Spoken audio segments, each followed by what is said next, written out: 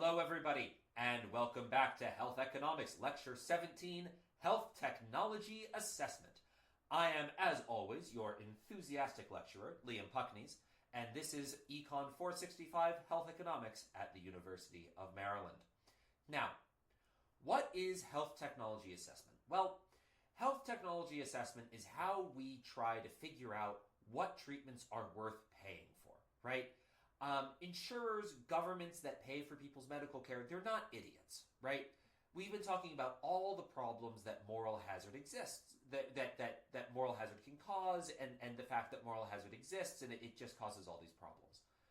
We have not talked about how governments and insurers react to moral hazard, right? So far we've mostly been acting as though governments and insurance companies are just passive agents and they don't have that much they can do about moral hazard. Like maybe they can do cost sharing, right? So you might have a co-payment, which is every time you go to the doctor, you pay a fixed fee.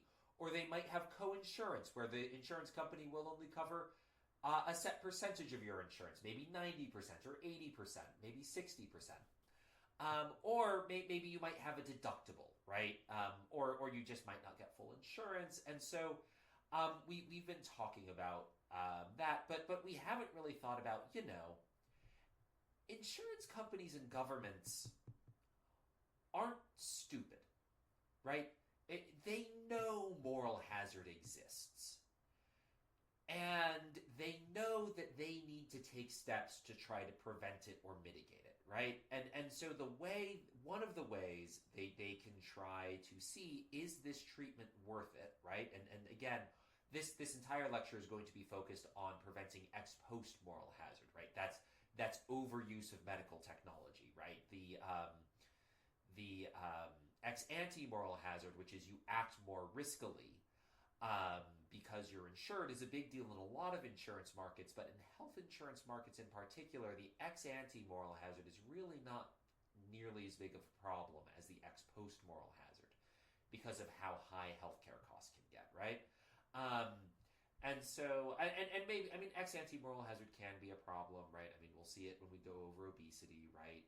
There is, ex ante moral hazard exists, but ex post moral hazard is really the 900-pound gorilla of healthcare economics.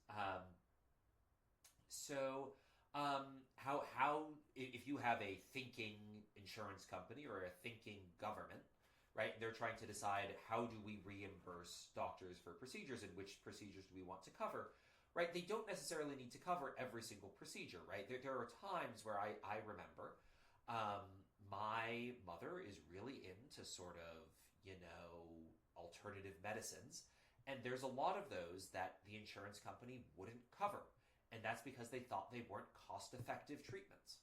Now, why is that? Why did they think they weren't cost-effective? How did they come to that conclusion? Well, they went through health technology assessment. And there are two parts of health technology assessment, right? So one is cost-effective analysis, and that's comparing the costs and benefits of different medical treatments, right? So this is really, how much more do I get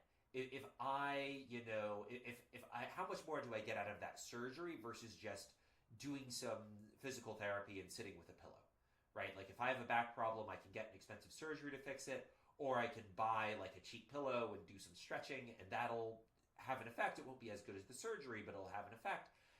How much more do I get out of the surgery, right? How much more or less efficient is the surgery compared to the pillow? And then after you've done cost-effective analysis, the next part is to do cost-benefit analysis, which at this point we're no longer, right? We measured the efficiency of treatments in the cost-effectiveness stage. The cost-benefit stage is much more controversial, and that's choosing an optimal treatment in the trade-off between cost and health. And we'll come back to this several times, but this is really controversial because let's say a government decides, let's say Britain's National Health Service says they're not going to cover a very expensive treatment that can be life-saving but is unlikely to be life-saving, but it's very expensive, right? Say there's a rare form of leukemia, that's blood cancer, and a new treatment comes out in America, right? A new treatment comes out that It increases survival rates by a really small amount. Maybe you get, on average, an extra year of life from this treatment, and it costs $50 million. My guess is that Britain's National Healthcare Service would say that is not cost efficient, and in cost benefit analysis would eliminate that treatment as an option and say, if you're in Britain, you cannot get that expensive leukemia treatment. So, health technology assessment, this is a really controversial subject. This is maybe the scuzziest lecture I will give in this course, right? If you want to make fun of economists and sort of make a caricature of evil economists, this is a place where you do it, because one of the things we are going to do in this lecture is discuss how do we place a monetary value on human life, right? Because that is a necessary part of setting this sort of government policy, especially for governments. I think insurance companies are more just concerned with maximizing profits, but governments do, and in practice, including the American government, every government I'm aware of, every government in a developed country that I know of, has explicit values they put on human life, and those are calculated by economists, right? Trained in courses like these. So we'll talk about that. Right. So you if you have a conscience, which you may not, right? Economics can really, just beat a conscience out of you if you're talking about moral hazard and adverse selection too long, right? So you should already be made uncomfortable by the idea of putting a monetary value on human life. And if there's not, you should do some soul searching. There's something wrong with you. But the other reason health technology assessment is controversial is that it is used, its purpose is to deny people treatments they want but are expensive. And so this can lead to protests, right, where let's say a new cure for breast cancer comes out, but it's super expensive, and people decide it's not, the insurance companies decide they're not going to pay for it, right? That can lead to protests forming outside of insurance clinics, right, or insurance offices, right? In governments can, this can be a serious political problem in places like England, where the insurance is public. Like in England, your health insurance is taken care of by the government, right? And the government decides what procedures they're willing to pay for and what they're not. And if the government's not going to pay for your procedure, you're out of luck, right? And you may really want that procedure. That procedure may save your life. But health technology assessment would be used to deny you that procedure because of the risk of moral hazard. Even if you need the procedure, you might be denied the procedure because, on average, most people who want the procedure don't. And so other people are engaging in moral hazard, even though the treatment would help you a lot, right? And so I'm just saying this up front because we're going to be talking about, as this lecture goes on, we're going to be talking about putting a monetary value to human life and a monetary value on health. And I think it's really easy to lose track of this as we're going through the specifics. And it's also important to keep in mind, right? So I think Joe Biden was famous for ignoring the advice of economists. And he once famously said, the problem with economists is they don't understand politics. And that's kind of like saying the problem with that chair is that I have to bend over if I want to eat off of it, right? Like, that's not, you have a chair to sit on, not to eat off of. You're using the chair for the wrong purpose, right? The purpose of the economists is to tell you what is most likely to happen if you implement a policy, not whether that policy will be politically palatable.